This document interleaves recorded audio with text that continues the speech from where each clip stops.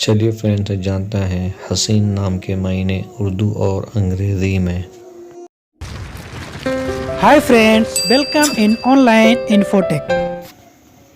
हसीन इस नाम का शुमार लड़कियों के नामों में होता है।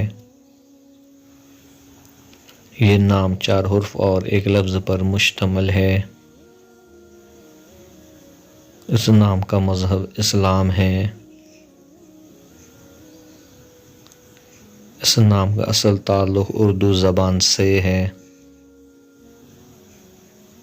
इस नाम के अफराद के लिए खुशकिस्मती नंबर 2 माना जाता है।